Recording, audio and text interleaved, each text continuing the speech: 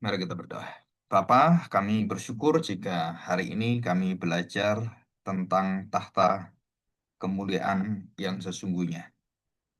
Kami akan mendapati bahwa tidak ada tahta di dunia ini dalam sejarah manusia, kerajaan-kerajaan, pemerintahan, penguasa yang bisa engkau pandang sebagai tahta yang mulia, kecuali di dalam satu tahta yang dimahkotai duri dan yang memiliki jubah penuh dengan penderitaan, dengan bukan sorakan kemenangan, tetapi penghinaan dengan berkata kutukan, hukuman, dan disalibkan, salibkan.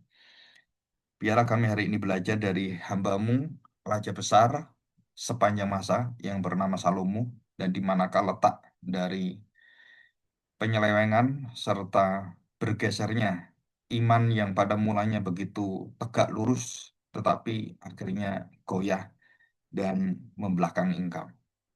Dan kemudian Engkau dengan sabar dalam perjanjian-Mu, karena Engkau mencintai perjanjian dan mencintai hamba-hamba-Mu, termasuk Bapak daripada Salomo, Raja Daud. Engkau tidak menghancurkan Raja Salomo karena perjanjian dengan Daud.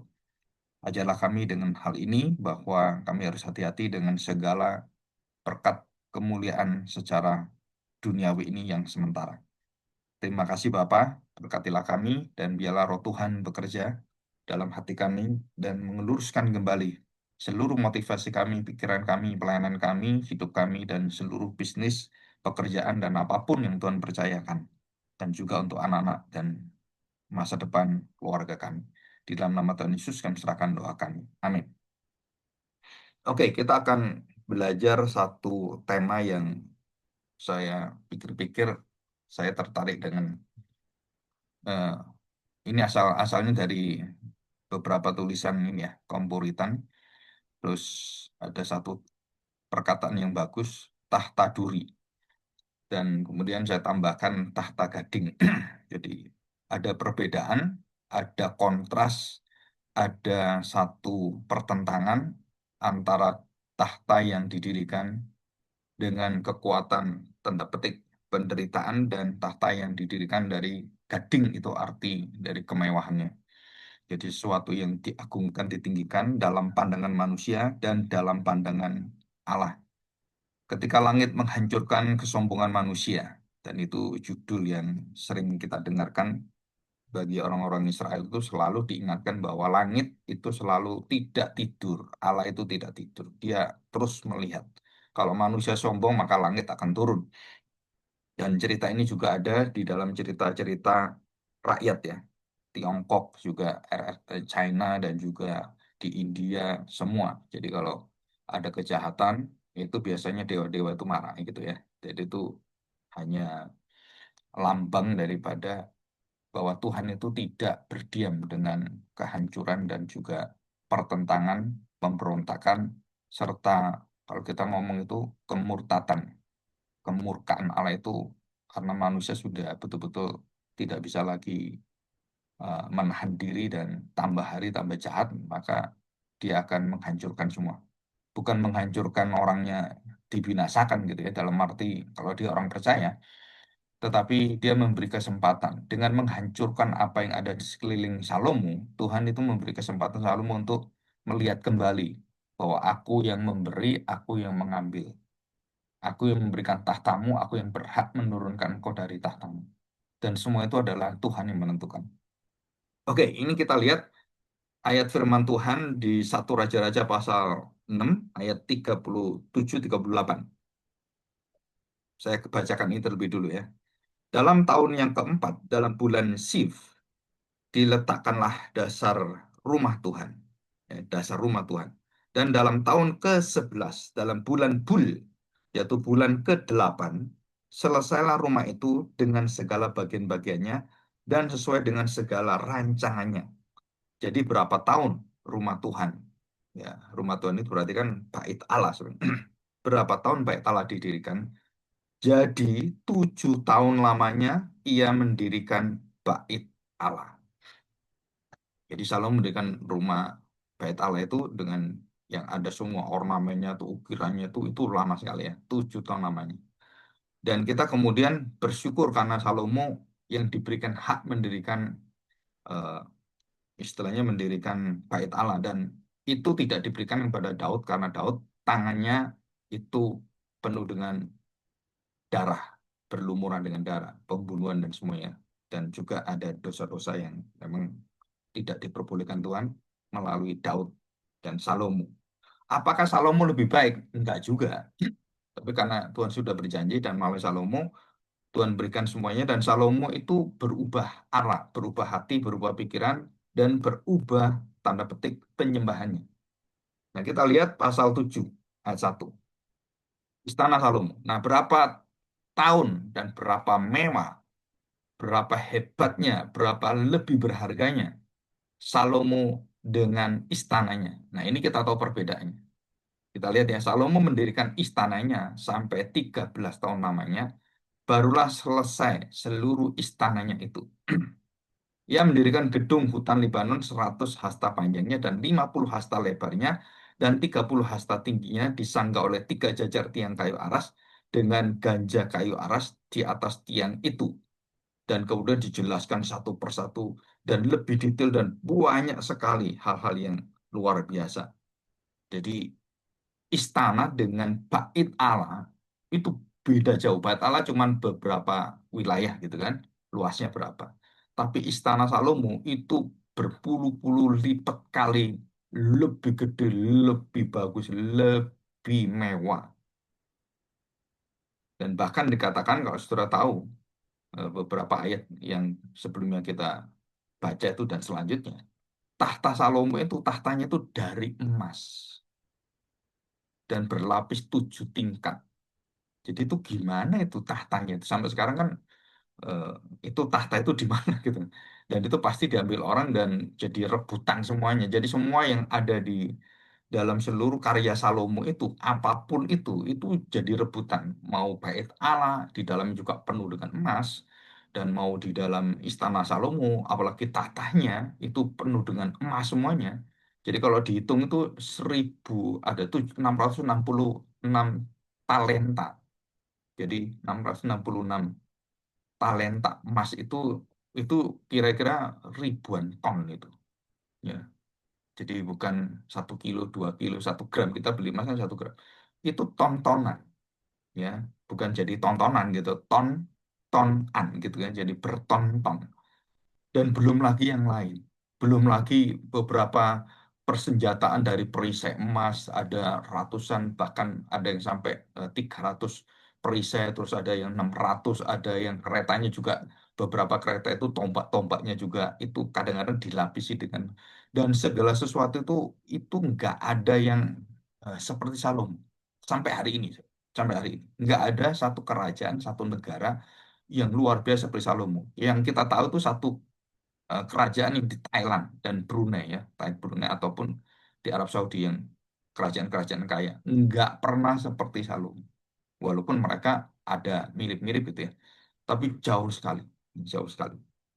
Oke, kita lihat sekarang pada satu raja-raja pasal 11 ya, pasal 11 kita baca. Salomo jatuh ke dalam penyembahan berhala. Nah, perhatikan tadi ya. Jadi kapankah Salomo itu hatinya itu mulai belok? Nah, saya teliti mulai dari pembangunan bait Allah. Jadi semua itu dimulai dari mana? Semua itu dimulai dari titik mulai kita itu nyelewengnya kapan, gitu. Jadi kapan titik nyelewengnya itu? Saudara, konsentrasi kita itu pecah. Jadi kalau kita bayangkan bait Allah dengan kesenangan kita. Bait Allah dengan apa? Keinginan kita. Nah, siapa yang lebih kuat? Siapa yang lebih dibangun? Nah, itu yang menjatuhkan kita. Jadi bukan perkara waktunya banyak atau sedikit, bukan. Tapi segenap hati kita itu kepada siapa? Seluruh kompuritan mengatakan bahwa seluruh hidup kita itu adalah penyembahan. Bukan ibadah ya, dalam arti ibadah minggu, hari Sabat gitu, bukan. Tapi seluruh hidup kita itu adalah menyembah Tuhan. Jadi nggak ada perbedaan. Jadi kita nggak bisa lagi mengukur dengan apa? Bahwa kalau kita sudah di dalam Tuhan, seluruh waktu kita, seluruh pekerjaan kita, seluruh apapun, saudara selalu ingat bahwa itu adalah milik Tuhan. Dan tidak ada satupun yang bukan milik Tuhan. Tetapi begitu kamu pisahkan dari hatimu, oh ini ya ini untuk gereja saja, oh ini untuk pelayanan, yang ini jangan. Nah, mulai dari situlah kita mulai jatuh ke dalam arah kompas surgawi kita, kompas pelayanan kita, kompas hidup spiritual kita, itu mulai goyah dan mulai terbuka dan mulai nyeleweng. Hampir semua seperti itu. Ini cerita Alkitab ini bukan terjadi pada Salomo. Seluruh daripada para pemimpin tokoh-tokoh yang ada Alkitab termasuk Abraham, Isa, Yakub pun sama. Dari mana itu mulai goyah itu? Nah, mulai dari situ. Jadi mulai kemuliaan diri. Kenapa Tuhan hancurkan dan Tuhan bikin Yakub kemudian pangkalnya kemudian terseok-seok seperti itu? Karena dia menghancurkan masa depannya dengan penipuan-penipuan itu dan dia di dalam ketakutan dalam dosa ketakutan itu. Maka Tuhan berikan istilahnya orang itu kepalang tanggung, kepalang ya kalau bahasa-bahasa sekalian. Maka Tuhan itu remukkan dia sampai kemudian kamu harus menghadapi Esau. Bukan dengan kekuatanmu, bukan dengan pikiranmu, dengan kelicikanmu, bukan. Tapi dengan apa? Dengan kerendahan hati. Nah, ini nilai yang betul-betul harus kita junjung tinggi. Jadi Salomo yang ditinggikan Tuhan, akhirnya menjadi tinggi hati juga. Jadi dia direndahkan Tuhan supaya dia rendah hati. Maka terciptalah Amsal Soleman, Amsal Salomo, Kidung Agung, Pengkhotbah. Itu semua dari Salomo. Ya, oke kita lihat ini. Ya, Salomo jatuh dalam penyembahan berhala. Satu Raja-Raja 11 ayat yang pertama. Adapun Raja Salomo mencintai banyak perempuan asing. Nah, kata-kata mencintai ini. Di samping anak Fir'aun, di samping anak Fir'aun. Jadi Fir'aun pun tunduk pada Salomo. Bayangkan, itu kerajaan besar itu. Dia diberikan anak Fir'aun itu kan. Jadi ini biasanya itu ya hubungan kerajaan kalau udah besar itu orang kaya dan orang kaya itu anaknya itu akhirnya dikawinkan supaya kekayaannya itu semakin besar dan kekuatan semakin besar.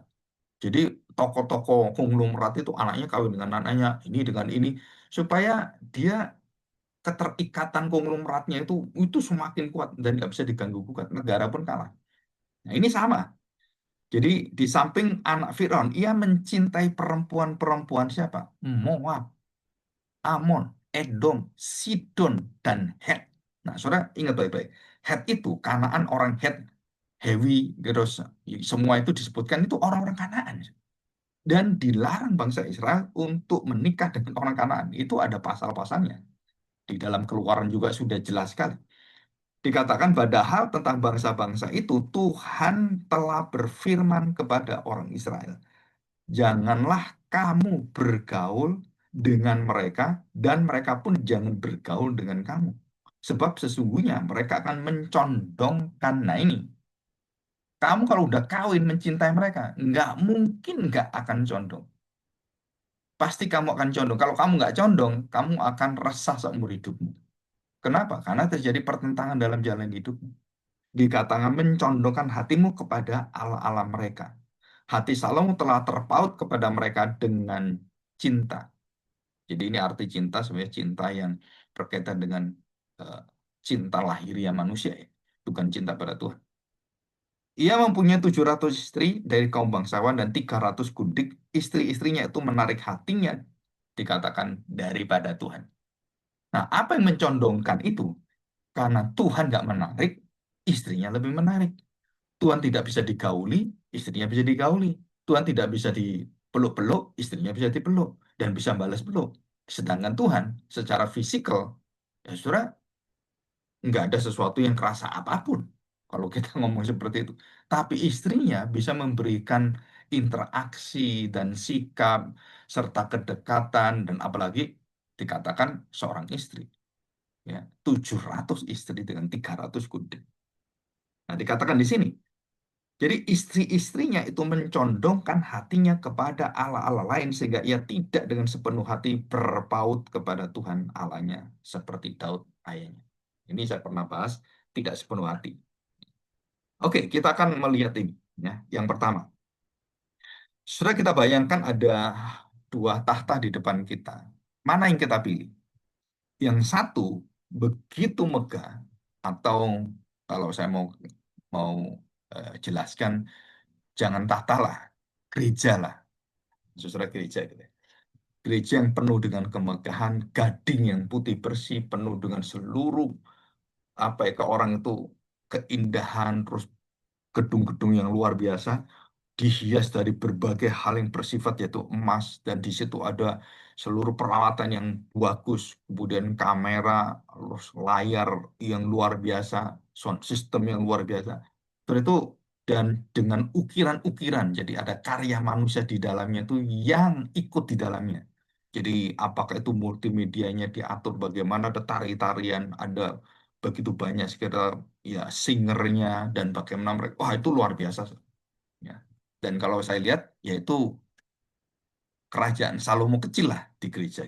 Nah, setelah itu kemudian dibandingkan dengan apa? Dengan kita melihat yang satu milik daripada raja yang besar di puncak kejayaan dunia. Dan yang satu milik Kristus, raja segala raja. Tapi puncak kejayaannya adalah dia tidak mengambil dunia itu seluruhnya. Sama sekali. Jadi Tuhan Yesus itu melayani Bapa itu tidak ada motivasi di dalam dirinya seperti Salomo. Jadi dia ingin membangun sesuatu yang dia senangi. Ini bagianku, ini hobiku loh. Jangan ikut-ikut kamu. Dan Tuhan pun nggak boleh ikut-ikut. Ini hobi saya, ini kesenangan saya. Jadi saya senang, apakah dia senang main piano, apakah dia senang main eh, mainan-mainan yang lain, apakah dia senang nonton, apakah dia senang dengan uang gitu kan. Dan pokoknya semua yang berkaitan itu, dan kemudian mengusir hadirat Tuhan. Saudara, nah ini loh bedanya kita dengan Tuhan Yesus. Apa? Tuhan Yesus sama sekali tidak dicondongkan, digeser pun enggak. Dia sepenuhnya dia mengatakan makananku. Nah, sore istilah makananku ini luar biasa. Jadi kalau nggak makan dia mati. Nggak bisa nggak makan. Nah, manusia gitu kan. Nggak bisa saya nggak melakukan kehendak Tuhan. Nggak bisa saya kalau nggak hidup tanpa pimpinan Tuhan. Itu artinya gitu. Jadi waktu kita memberi hidup kita kepada Tuhan dan seperti Kristus pada Bapaknya, maka kita harus belajar melalui Kristus yang sempurna, yang juga menyempurnakan kita di dalam ketidaksempurnaan kita, menjadi kita kemudian dijadikan sempurna. Saudara, kita bersyukur. Kenapa? Karena bukan kuasa, kekuatan, jasa kita, bukan karena kebaikan kita. Karena tidak ada manusia yang dikatakan yang berkenan dikasih oleh Tuhan. Kecuali inilah anakku. Kepadanya lah aku berkenan, aku mengasihi dia. Aku sangat mengagungkan dan meninggikan dia. Nah, itu hanya satu-satunya. Jadi waktu kita diperhadapkan secara manusia, nggak ada manusia nggak suka dengan bentuk-bentuk tanda petik kemegahan. Bahkan saya pernah ada satu orang rohaniawan, seorang ibu ya, dan dia memimpin satu universitas yang besar, dan dia mengatakan, Pak, jujur Pak ya, kalau kita beribadah tidak dengan tanda petik yang dia pikir agung itu, yang luar biasa dengan agung itu. Kalau orangnya gak banyak, dan kalau nyanyiin itu nggak megah gitu kan. Jadi suaranya kalau orang banyak kan nyanyiannya tuh wah bisa merinding kita kan. Dan kalau tidak ada musik yang bagus, kayaknya bukan ya kayaknya saya merasa nggak di gereja. Waduh, setelah waktu saya mendengarkan dia seperti itu, dia seorang pemimpin, seorang rohani yang sudah tinggi, pendidikannya tinggi, S3 gitu kan, dan teologian juga sudah sangat tinggi gitu. Nah, dia mengatakan demikian, saya beritahukan dengan satu kalimat. Saya beritahu satu kalimat. Apa yang kita tinggikan? Apakah yang kita tinggikan adalah hal-hal yang meninggikan kita? Saya tanya, apa yang kita tinggikan, Bu, sebenarnya? Yang paling menjadi pusat daripada seluruh ibadah kita itu apa? Dia kemudian mikir gitu. Dia berpikir, ya hadirat Tuhan. Ya betul. Di mana hadirat Tuhan? Yang ibu pikir, atau kalau ibu mungkin rada bingung, peristiwa apa membuat kita itu mengagungkan hadirat Tuhan? Dan siapa Tuhan itu? Dia langsung jawab, Tuhan itu. Dan apa yang kamu kagum dari Tuhan Yesus? Dia mulai diam, Ustaz. Dia mulai mengerti. Saya mau diarahkan kemana ini oleh Pak Agung gitu. Nah, kan dia orang pintar. Maksud Bapak apa gitu? Kan tadi Ibu mengatakan, jadi kalau nggak orang banyak, kok musik yang megah, nggak ada tari-tariannya, nggak ada penyanyi yang luar biasa, nggak ada yang, pokoknya semua itu. Terus saya tanya, nah pusat kita itu di mana sebenarnya? Dia mulai tanya, apa maksud Bapak? Kan orang pintar kan, dia tahu kan, ngomong apa ya? Terus saya beritahu, coba Ibu konsentrasi kepada pusat ibadah kita. Kalau Ibu tidak menemukan pusat ibadah kita itu, semegah apapun ibadah kita, sebaik sesempurna apapun nyanyian, mau itu singernya, mau apapun yang hadir, termasuk firman Tuhannya sekalipun. Tapi kalau pusat ibadah kita adalah kemegahan dunia, Ibu tidak pernah beribadah. Wah, dia mukanya langsung berubah. Ya, Bu, saya katakan. Ibu pusat ibadahnya di mana? Saya tanya, di mana Ibu pusat ibadah? Tadi ngomong Ibu Tuhan Yesus, di mana Tuhan Yesus? Di tempat di mana Tuhan Yesus menjadi pusat ibadah kita? Keagungan kita. Dia mengatakan, ya di Golgota, Pak. Dia berkorban bagi saya. Ya itulah ibadah sejati. Apa ibadah sejati? Penyangkalan diri yang ditunjukkan Kristus. Jadi bukan hanya ngajarkan, kamu ikut aku harus nyangkal diri gini. Itu ya kamu lakukan, aku nggak lakukan. Bukan dosa. Tuhan Yesus lakukan menyangkali diri itu dengan mati sampai di kayu salib. Itu loh keindahan keagungan ibadah kita. Bukan yang tetek bengek. Saya tuh ngajar mungkin sudah ribuan kali ngomong hal seperti ini ke beberapa orang, ribuan orang yang nggak tahu ya.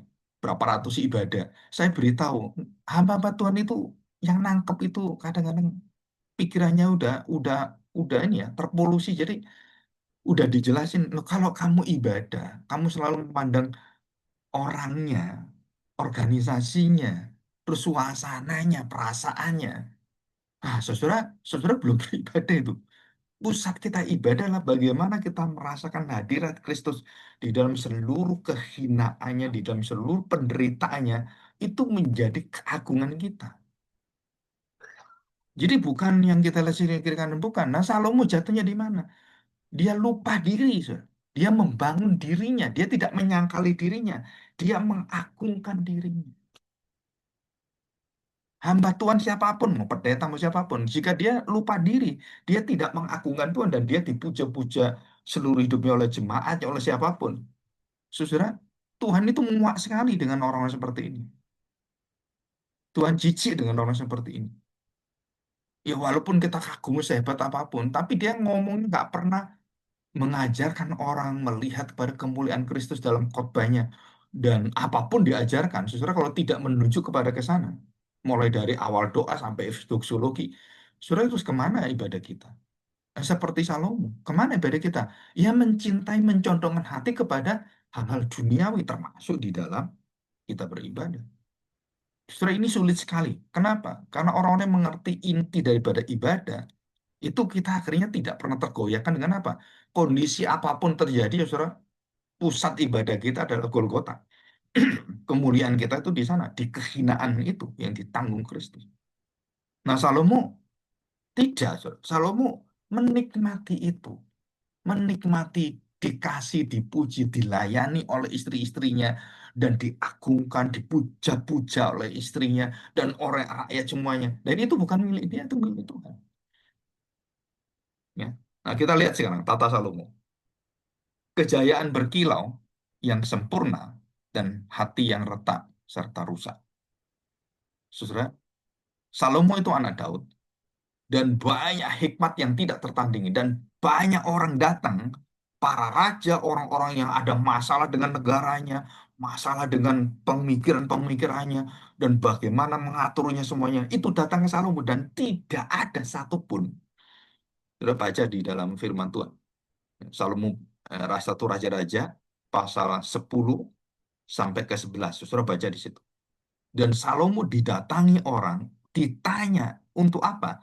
Ditanya segala masalah dan dia jawab dan tidak ada orang yang tidak dijawab. Semua dijawab dengan sempurna dan memuaskan semua. Jadi bukan hanya masalah dua ibu yang royoan bayi gitu kan. Oh, ini anak saya, bukan hanya itu, Saudara. Seluruh masalah negaranya dan negara-negara orang-orang di sekelilingnya itu datang ke Salomo. Saudara. Ratu Sheba yang terkenal pintar itu tunduk pada Salomo dan memberikan emas hampir 1 ton. Saking kagumnya dengan Salomo dan dia tanya masalah ini Salomo bagaimana dia mengatur kerajaannya dan dia tanya segala problem-problem dalam seluruh negaranya. Salomo jawab satu persatu dan diberikan langkah-langkahnya dan ratu itu kagum sekali. Saudara. Saking kagumnya apa yang ratu itu memiliki semua yang indah itu dikasih Salomo sampai batu-batu permata. Saudara. Itu saya baca berulang-ulang gitu ya. Bagaimana kekaguman Ratu Sheba itu kepada Salomo. Sedalam apa sih? Sesuatu itu luar biasa. Jadi Salomo ini menjadi raja yang luar biasa sekali. Tetapi kita tahu, dia membangun bait Allah 7 tahun. Dia membangun istananya hampir 2 kali. 13 tahun, hampir 14 tahun. Jadi dari sini kita lihat, dari awal kecenderungannya, dia mulai menyeleweng. Bukan soal istrinya. Ini saya lihat itu dari awalnya apa? Waktu mendirikan istana dan mendirikan bait Allah. Terjadi satu kecondongan hati yang mulai pisah, mulai buka hati. Dan dia mulai menempatkan istananya lebih banyak waktunya, lebih bagus, lebih dibangun, lebih. Dan dia pikir bait Allah sudah cukup. Sekian. Nah, saudara di situ. Dan kenapa Tuhan mengatakan, aku tidak bertata di bait Allah yang buatan tanganmu. Saudara itu tuh Tuhan sendiri mengatakan pada Salomo, apakah aku bertata di atas tangan buatan tangan manusia? Tidak. Waktu bait Allah jadi, Tuhan mengatakan itu. Jadi kenapa? Karena hati yang pernah berlutut, saudara, saudara bisa menjadi kaki yang akhirnya berdiri, hati yang congkak memandang Tuhan. Kenapa? Ketika kemewahan, keistimewaan, dan pencapaian kita menjadi penyembahan kita, menjadi berhala kita, menggantikan penyembahan kita. Jadi seluruh apa yang keberhasilan kita, apa yang kita capai, so itu akhirnya memimpin hidup kita. Saya kepingin ini, kepingin ini, kepingin. Saudara-saudara melupakan bahwa semua itu kalau bukan Tuhan yang kasih, saudara itu semua nggak ada gunanya. Tapi kalau kita sadar apa yang kita capai, anak kita capai, kamu bersyukur pada Tuhan. Ini berasal dari Tuhan. Engkau diberkati oleh Tuhan. Saudara dan anak itu sadar, iya ma, iya pak, iya bu, iya pak. Saudara, anak itu berarti hatinya tidak condong ke yang lain. Dia tahu bahwa ini adalah berkat dari Tuhan. Saudara memelihara dan kemudian memegang itu, mengingatkan terus itu nggak gampang. Kenapa? Ya tadi itu Salomo aja bisa nyeleweng, apalagi kita, apalagi pendeta-pendeta. Pendeta besar lagi. Oh, itu lebih gampang, saudara. Jadi Salomo tidak berhenti ibadah. Ia beribadah pada Tuhan. Tapi hatinya tidak fokus kepada Tuhan. Dia memecah hati. Hatinya itu bercabang, saudara. Beriman itu artinya hati tidak bercabang. Beriman itu artinya dasarnya satu. Tapi ragu-ragu artinya mendengarkan dua suara. Itu arti ragu-ragu. Jadi waktu saya ragu-ragu, saya khawatir. Saya mendengarkan suara orang lain. Jadi khawatir, kamu bingung kamu. Jadi Salomo akhirnya apa? Dia akhirnya ragu-ragu. Dia akhirnya meninggalkan. Ibadah nggak? Ibadah dia. Tetap ibadah, ibadah. Tapi hatinya sudah tidak ibadah. Hatinya sudah bercabang. Saudara, ini saya harapkan kita meneliti hidup kita sendiri satu persatu. Karena ini bukan urusan kelompok besar, bukan. Ini urusan hati kita masing-masing. Konsentrasi kita itu sebenarnya kemana? Jadi hatinya tidak sepenuhnya, seutuhnya fokus kepada Tuhan. Tetapi waktu dia ibadah, dia, nanti saya akan ibadah lagi. Kemana? Ke dewa Kamos, Molok, orang-orang dewanya Asyitoret, dewa-dewanya seorang Edom dan semuanya itu. Orang Hetewi, ya Yebus itu kan. Sudah dia akhirnya condong ke sana. Dia mempersembahkan persembahannya anak dari domba itu kepada bait Allah. Tapi di sisi lain dia mempersembahkan juga kepada dewa-dewa seperti itu. Molok, Asitoret, Kamo, semua gitu. Dan dewa-dewa yang lain. Saudara. Jadi terjadi apa? Perzinahan secara ibadah dalam hati Salomo. Ini zina loh, saudara. Jadi kalau saya punya istri, saya dengan orang lain, saudara itu zina. Nah, Salomo melakukan itu di dalam spiritual, dunia spiritual. Salomo berzina di dalam penyembahan. Jadi adultery, spiritual adultery. Jadi perzinahan rohani. Dan itu mengerikan. Asal-usul kerajaan Israel hancur, itu bukan karena rakyatnya, bukan, saudara. Karena pemimpinnya. Karena orang-orang yang sekitar Salomo itu semuanya, itu ngikutin semua, nggak ada yang... Jadi seolah-olah semua berlaku baik. Iya, baik. Tapi dalam hatinya, saudara, terjadi perzinahan kepada dewa-dewa pernikahan secara politik, secara kekuatan militer, keagungan dan kekuatan, kemegahan, kekuatan yang disebut sebagai militerisme. Akhirnya surah itu hancur semua. Nah, ini disebut coba kesombongan yang paling halus, saudara. Nah, Tempo itu mengatakan majalah Tempo bocor halus. Nggak kelihatan tapi bocor halus itu. Tapi kalau sudah halus lama-lama ya kempes kan, meledak akhirnya di situ. Ini kesombongan yang dikatakan yang tidak terlihat, yang sangat mulus, halus, membangun penyembahan dengan nama Tuhan, tetapi tidak ada keagungan dan peninggian nama Tuhan seutuhnya. Nah, saudara perhatikan baik-baik. Ya, saya beritahu, tidak ada seorang pun yang sempurna. Kita semua akan mengalami ini. Tetapi Tuhan sudah menjanjikan pada kita kuasa Roh Kudus untuk menyadarkan kita dari dosa kita, dari penghakiman, dari jalan kelemahan kita, kemudian memberikan kita harapan. Kalau kamu berbalik, kamu akan kembali kepada Tuhan. Dan kita kan di sini, dulu kita pernah ada di sana ya. Kita pernah berdoa bukan karena mengasihi Tuhan, tapi agar tampak rohani. Melayani Tuhan bukan untuk memuliakan Kristus, membesarkan reputasi. Jadi mengajak orang ke gereja bukan karena ada Kristus di sana, tapi karena, wah, kamu akan dapatkan ABC ini. Kamu akan melihat orang hebat. Nah, saudara, semua itu dari awal sampai kita akhirnya, setelah itu semuanya sangat mudah. Roh-roh kegelapan itu, kekuatan-kekuatan itu masuk di dalam pelayanan hidup kita. Sudah menyelewengkan kita itu sangat mudah. Mulai dari perasaan kita, pikiran kita, itu sangat mudah sekali. Ya, oke, kita lihat ya, tata Kristus. Nah, apa bedanya dengan tata Kristus? Surah mahkota duri bukan dari emas, dan tidak ada sesuatu yang dibangun atas dasar kemuliaan duniawi. Dan inilah Yesus ditolak oleh bangsanya. Tidak ada titik kepahlawanan, tidak ada titik heroisme, tidak ada titik pembelaan, tidak ada titik kekuasaan yang ditunjukkan dan kemudian dibangun. Enggak ada, saudara. Tuhan itu sama sekali tidak ada rencana membangun kerajaan secara duniawi. Jadi Yesus nanti datang, terus orang mengatakan, oh dia akan punya bait Allah lagi yang baru, membangun kerajaan lagi. Saudara, itu yang dikatakan antikristus itu. Kita mengharapkan Mesias yang antikristus sudah ini. Orang-orang Israel juga sama, oh mau membangun bait Allah lagi. Saudara, bukan, saudara. Dia datang dengan seluruh kemegahan dari kerendahan hatinya itu.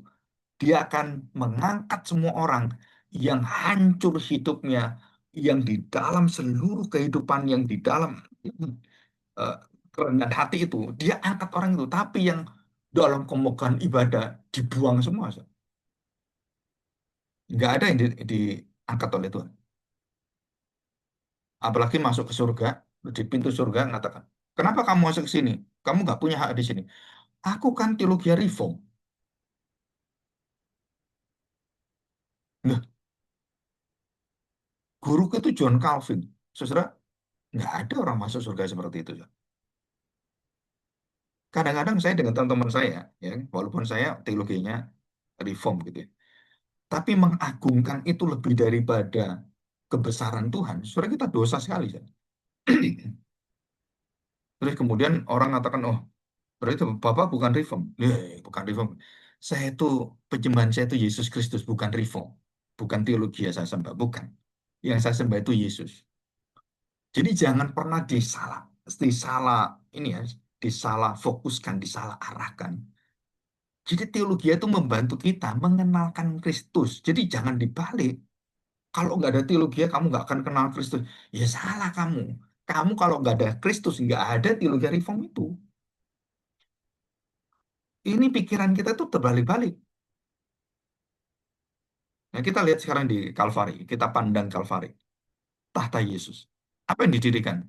Saudara, bagaimana Tuhan mendirikan tahta yang mulia sampai malaikat-malaikat itu malu selama 3 jam itu, bahkan yang di surga pun itu semua itu pada tanda petik tutup mata, Saudara. Malu melihat manusia ini. Dan apa itu kemuliaannya? Saudara perhatikan, penderitaan, cacian makian, dan olokan-olokan, pukulan-pukulan, ludah, dan kemudian paku, hukuman, hunjaman, wah saudara semua. Dan waktu itu semua kena kepada dia. Ini loh kerajaan Allah, ini loh tata kemuliaan kita. Jadi saudara, pola hidup Kristus itu, waktu kita dimusuhi orang, kita dicaci maki orang, itulah kemuliaan kita. Saudara. Kita tidak diterima, jangan sakit hati. Itu kemuliaan kita, saudara. Itulah Tuhan membangun hidup kita di situ. Saudara. Kristus sudah memenangkan ini semua. Jadi kalau kita orang yang seperti Kristus, Yesus adalah hidupku, hidupku adalah Yesus. Waktu kita menerima itu, karakter Kristus itu keluar, saudara. Kita mendoakan orang itu, kita tidak mendendam orang itu. Kita memberikan tanda petik hati yang sabar kepada mereka. Ini loh tahtanya, saudara. Batu permatanya itu ini. 12 batu permata itu apa? Karakter Kristus. Pengampunan, ketulusan, hati yang terbuka, hati yang murni, hati yang suci, kerendahan hati. Itu semuanya dilambangkan dengan apa? Dengan 12 batu permata. Itu loh tahta kemuliaan yang dibangun oleh Tuhan. Dan bukan hanya Kristus bangun itu. Kita juga diberikan 12 batu permata itu. Sehingga kita bersinar waktu kegelapan hantam kita dan membukakan siapa ke diri kita. Cahaya itu bercahaya. Orang melihat, wah luar biasa ini orang Kristen. Ini lihat ini. Barusan ini. Gereja-gereja ditutup. Mereka tidak, mereka mau uang itu membangun untuk tempat ibadah mereka. Kan nggak masuk akal, Saudara. Kita ini ada satu peristiwa ini di Palestina ya, anaknya Hamas bertobat ya. Kenapa? Itu orang Israel itu kan dibom, terus kemudian dimusuhi, terus kemudian dibunuh, ada yang disembelih, Saudara. Dimutilasi, Saudara. Terus kemudian dia melihat itu, ini bangsaku melawan Israel dan bagaimana Israel membalas? Saudara, anak-anak yang di dalam telantar itu dipelihara oleh orang Israel, diberi makan, dididik, dan kemudian dijadikan orang yang bermoral, beretika, supaya dia kembali pada negaranya, kepada Palestina. Dia bisa menjadi orang yang universal, bukan lagi dikungkungi dengan kekejaman teroris itu. Saudara. Dan waktu para anak-anak pembesar di Hamas ini kemudian bertobat, dan dia melihat apa yang dilakukan Israel, itu jauh beda. Saudara. Itu kualitas permatanya. Saudara. Dicaci maki, tidak mencaci maki, dilakukan kejahatan, dia tidak balas kejahatan, dibakar gerejanya, kita tidak balas bakar masjid. Ya. Coba kalau kita balas, hancur negara ini. Jadi negara ini tetap berdiri itu karena apa? Karena belas kasihan Tuhan melalui anak-anaknya yang tidak membalas. Itu Indonesia berdiri dan tetap berdiri tidak hancur karena belas kasihan Tuhan melalui gereja Tuhan. Anak-anak Tuhan yang memiliki hati seperti batu permata, karakter Tuhan, karakter Kristus. Kerajaannya bukan dari dunia ini. Kerajaan Kristus bukan dibangun oleh batu-batu marmer. Dari jiwa-jiwa yang hancur bertobat, itulah batu-batu permata surgawi. Batu-batu yang jelek itu loh dijadikan batu permata. Saudara. Batu-batu kilangan yang nggak ada harganya sama sekali. Orang dikasih pun nggak mau. Dijadikan batu permata. Saudara. Jadi Yesus bukan seperti Salomo mencari istri sebanyak-banyaknya. Yesus nggak punya istri satupun. Saudara. Karena di fokus hidupnya bukan dia, bukan itu. Kan dia menjadi nabi yang menyatakan nubuatan-nubuatan akan digenapi oleh dia. Jadi 3,5 tahun itu, sebenarnya itu tidak memungkinkan sebenarnya bagi seorang yang ya tanda petik punya istri gitu kan. Dan itulah pilihan hidup yang merupakan satu nubuatan, satu sudah ditetapkan dan dia fokus dan dia mati tanpa meninggalkan beban apapun dan dia meninggal di atas salib. Salomo apa? Mencari istri. Di dunia ini mencari istri sebanyak-banyaknya. Yesus datang bukan memiliki istri 1.000 orang, melainkan dia mencintai satu istri. Nah, saudara ini lambangnya, yaitu gerejanya yang dia cintai seutuhnya. Bukan 1.000, tapi bermiliar-miliar orang Kristen yang dia cintai sebagai istrinya. Nah, ini perbedaan langit dan bumi. Saudara. Tahta yang menghakimi Yesus lebih dari Salomo. Nah, kita baca di dalam Matius 12:42. Ya, kita lihat.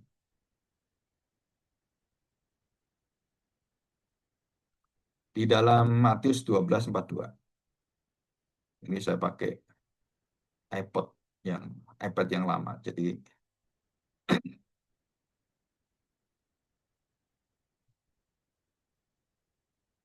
ya saya bacakan ya. Matius 12 ayat yang ke-42. Pada waktu penghakiman, ratu dari selatan, nah ini ya ratu dari selatan, itu akan bangkit bersama angkatan ini dan ia akan menghukumnya juga. Sebab ratu itu datang dari ujung bumi untuk mendengar hikmat Salomo. Nah, perhatikan, Sob. Mendengar hikmat Salomo. Dan sesungguhnya yang ada di sini lebih istilahnya jauh di atas beyond Salomo. Jadi ratu dari selatan itu datang ke Salomo, kagum dengan Salomo, ya dikatakan di situ. Yang di sini lebih daripada semua itu, bahkan lebihnya bukan lebih, lebih sekali, melebih-lebih daripada segala-galanya. Dan dikatakan yang lebih dari Salomo ada di sini, bukan hanya bijaksana, Saudara. Bukan hanya lebih kudus, tetapi Tuhan Yesus menunjukkan karakter sesungguhnya dari hati Allah. Jadi Yesus itu bukan bukan pada karakter Yesusnya yang kita sebagai pribadi, bukan, Saudara. Dia sedang memberikan kekuatan karakter Allah yang sejati. Dan kita beribadah itu, kita memiliki karakter ini, Saudara, yang membuat ibadah kita itu begitu disukai oleh Tuhan, berbau seperti dupa yang harum. Saudara, itu di situ. Ya, Salomo mendirikan istananya untuk dirinya sendiri. Tuhan Yesus menyiapkan tempat yang kudus dan menyediakan kalau Salomo bait Allah itu dikasih tempat yang kecil, istananya besar. Tuhan tidak. Tuhan menyediakan di rumah Bapakku, di istana Bapakku, banyak tempat.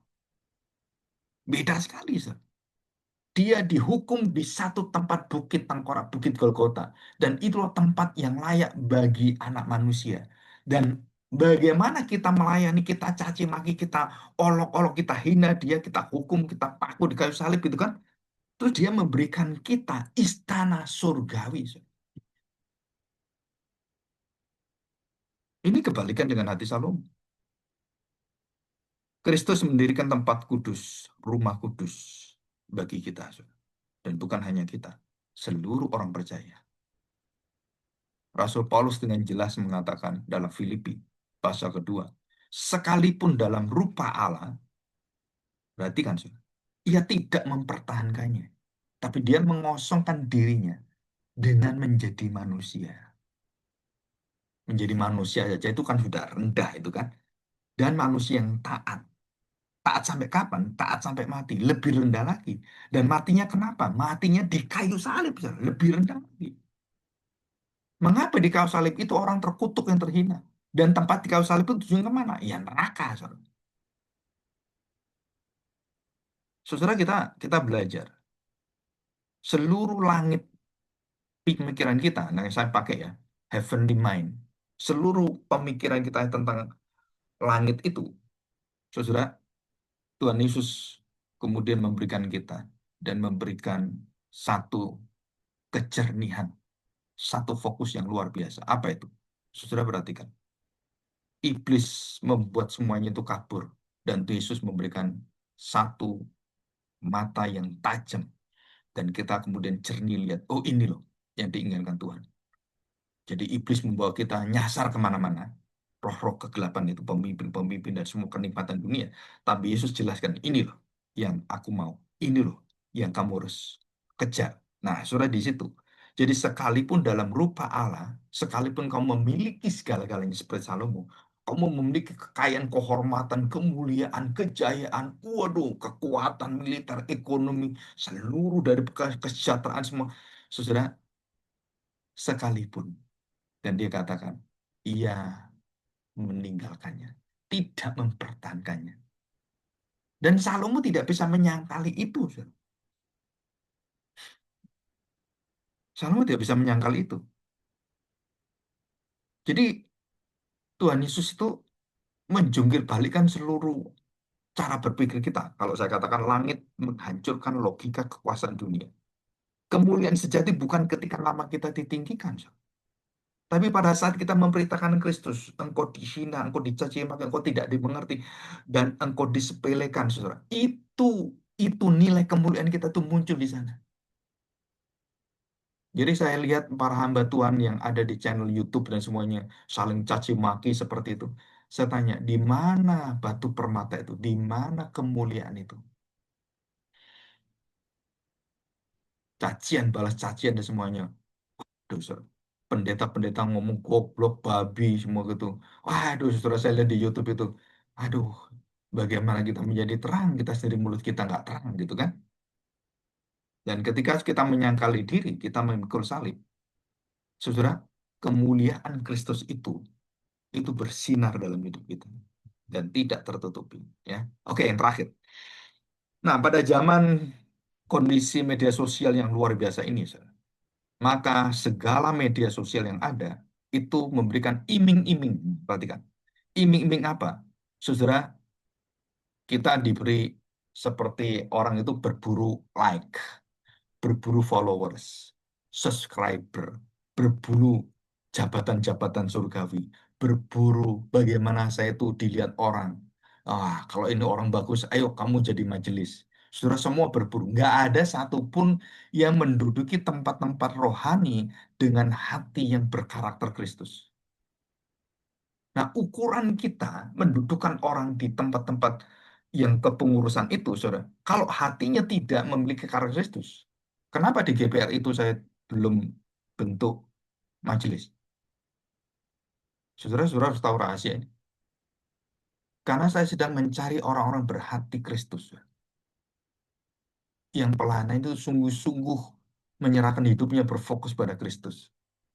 Nah, kalau semuanya itu dalam kondisi duniawi lebih didulukan, kerjanya lebih didulukan, bagaimana kamu bisa ngurus ke gereja? Bagaimana kamu berkorban untuk Tuhan? Bagaimana? Saudara, itu ukuran-ukuran yang saya lihat bukan ukuran kegiatan, tapi motivasi hati. Tidak mendahulukan Tuhan, tidak mendahulukan kerajaan Allah. Ya bagaimana kamu bisa diangkat jadi pengurus? Karena ya Alkitab mengatakan demikian. Saudara, itu pergumulan. Jangankan orang lain, kadang-kadang saya tanya diri saya juga, apa saya ini sudah layak belum ya? Maka saya setiap kali melakukan pelayanan, saudara, itu harus punya hati dulu, kerendahan hati dulu. Jadi tidak apa ya, tidak orang itu eh, membuat pikiran-pikiran yang ya seperti organisasi gitu. Enggak, saudara datang dengan rendah hati dan bagaimana menyelesaikan masalah semuanya. Nah, saudara itu karakter Kristus itu akhirnya kita bisa lihat disiplin itu harus ditegakkan dengan kasih yang lemah lembut, dengan kesabaran, dan itu semua ada karakter Kristus. Ya, jadi bukan kita mencari panggung pelayanan supaya kita dilihat orang supaya enggak, saudara. Dan berapa lama kita membangun semua hidup kita di situ. Saudara, ini satu contoh ya sebagai penutup. Ada seorang majelis dan kemudian datang kepada saya. marah-marah, saudara. Ya, marah-marah. Kalau nggak salah ini di Malang ya, marah-marah. Dan dia mengatakan, mulai hari ini Pak Agung, saya nggak akan ke gereja ini lagi. Nah, saat itu gereja Pentakosta lah, waktu saya diundang khotbah. Saya tanya, kenapa Pak? Saya dari awal, saya berkorban keluarga, saya melakukan ini semuanya. Bahkan istri saya, anak saya terlibat dalam pelayanan. Semuanya untuk Tuhan. Dan dikatakan semua selesai semua. Saudara, nah ya kenapa Bapak terus marah-marah gitu? Ya gitu kan. Kenapa Pak? Saya tuh nggak pernah loh Pak, seumur hidup saya. Namanya ditulis ini, namanya ditulis. Bapak akan memimpin ibadah doa hari Kamis. Ya, setiap hari Kamis ada ibadah doa. Dan dituliskan di situ. Ya, saudara. Dan kemudian karena dari pusat, nah itu kan gereja itu kan ada pusatnya di Surabaya. Dan dari pusat mengatakan, ini tolong kasih pelayanan untuk pendeta ini. Nah, saudara, pas pendeta itu saya sendiri, saudara. Dan saya diminta untuk khotbah di persekutuan doa itu. Harusnya jadwal jelas. Saya kan nggak tahu, saudara. Saya kan nggak tahu. Dia marah-marah terus katanya, apa masalahnya? Ya, dia ceritakan cuma, loh berarti Bapak marah ke saya ini, saya gitu kan. Bukan, Pak Agung, bukan, bukan. Masalahnya di sini, saya nggak diberitahu, Pak Agung. Masa nggak diberitahu? Mungkin lupa kali gitu. Ya, mungkin juga saya ya, nggak tahu. Tapi nggak mungkin harusnya. Biasanya itu, ya namanya kantor semuanya kan ada. Gitu. Terus dia, waktu dia marah-marah, sudah tahu. Terus, terus saya tanya begini. Terus karena udah terjadi kan, Bapak marahlah dengan saya terima. Dan saya terima dengan terbuka hati. Bapak caci maki saya nggak apa-apa. Kenapa? Ya karena saya nggak tahu, Pak. Ya karena saya beritakan firman Tuhan. Tapi Pak, yang membuat saya itu bukan bukan soal itu ya. Tapi apa? Nah ini saudara, dia mengatakan, saya merasa tidak dihormati, Pak. Baru kali ini saya seperti ini.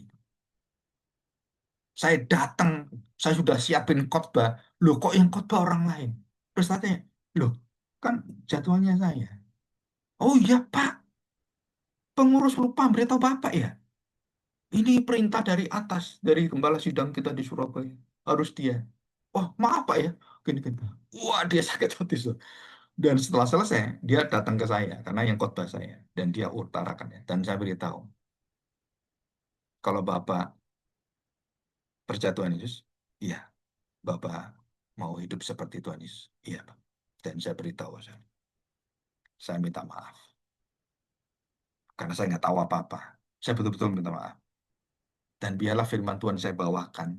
Itu betul-betul tidak tertutup dalam hati Bapak. Enggak, Pak. Saya dengar itu baik-baik. Saya dengar. Terus dia mengatakan, nah, masalah hati ini loh. Dia mengatakan, saya itu kalau harga diri saya itu udah diginikan, Pak Agung. Mau di kerjaan, mau di gereja, dimanapun. Nggak bisa, Pak. Saya sakit, katanya. Nah, saudara, terus saya beritahu. Nah, saya beritahu. Betapa sakitnya Tuhan Yesus. Waktu dia menanggung dosa di kayu salib. Anak-anak yang dicintai, caci maki dia. Olok-olok dia, bunuh dia. Sejauh mana Bapak sakit hati dengan Tuhan Yesus? Nah, di situ. Jadi saya menegur dia, bukan menegur ya. Saya memberitahu dia, tetap bukan pengalaman saya, bukan. Bagaimana orang itu mengenal Kristus. Bagaimana dia menikmati Kristus. Dan di dalam saat dia paling sulit menerima itu, dan disitulah. Dan akhirnya dia mengatakan, dan dia minta maaf. Jadi setelah saya minta maaf, dia minta maaf. Iya Pak, aku maaf.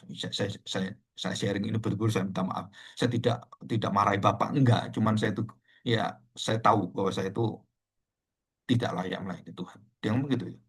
Loh, tuh Bapak jadi gitu, saya begitu. Ya jangan gitu dong. Enggak Pak, saya mengundurkan diri dari majelis saya. Loh, jangan gitu Pak. Enggak Pak, saya belum layak. Nah, saudara, di situ dia ditegur Tuhan, di situ dia mengatakan di depan pengurus, saya mengundurkan diri dari majelis. Dia penatua, saya tidak jadi penatua. Wah, kaget teman-teman. Oh, kamu mau kok ya? Enggak, saya hari ini hancur hati saya. Terus saya beritahu, kamu jangan lama-lama. Kenapa? Karena mau tidak mau gereja kan harus kamu layani. Kamu jangan terus-terusan meninggalkan gereja. Jangan, balik lagi ke gereja. Apa yang kamu pernah jatuh di tempat itu, kamu harus berdiri dan tunjukkan bahwa Tuhan itu menegakkan kamu. Iya, Pak. Jangan lama-lama. Berapa? Ya, 1 2 bulan cukup. Kalau enggak ya, ya jangan lebih dari itu. Nanti kelamaan malah. Terus akhirnya dia kembali, dia ngomong-ngomong di pertemuan itu, saya minta waktu, saya mau sungguh-sungguh apa merubah hidup saya, dan dia ceritakan semuanya. Terus ya minta 1 bulan 2 bulan lah paling lama. Nanti saya kembali lagi menjadi majelis. Wah, semua semua senang tepuk tangan. Berarti nggak mundur dong gitu. Ya, retreat selama 1 2 bulan. Nah, sore ini adalah satu contoh. Satu contoh. Saudara, hati kita itu adalah bait Tuhan. Jangan menggantinya dengan tempat pameran rohani. Kita ini menyembah bukan untuk Tuhan, tapi kadang-kadang untuk perasaan ambisi kita. Supaya apa? Semua orang melihat, oh iya kamu itu pelayan yang baik, oh kamu pendeta yang baik. Soalnya itu bukan tujuan kita. Validasi dari Tuhan itu bukan perkara bagaimana baiknya pelayan itu, bukan. Itu perkara hati kita yang terdalam tadi itu. Jadi kalau itu sudah kamu miliki, saudara, apapun kita layani, itu menyenangkan Tuhan. Ya, Yesus datang dan mengatakan, serahkan hatimu, bukan istanamu. Serahkan seluruh penyangkalan dirimu, bukan ketinggian daripada seluruh prestasi. Saudara, itu yang harus kita buang. Jadi, biarkan Tuhan duduk di atas tahta, dan di mana egomu bertata berpuluh-puluh tahun, suruh turun. Hai si aku, engkau turun, ganti aku adalah aku, akunya segala aku. Ya, oke, mari kita berdoa, kita bersyukur pada Tuhan.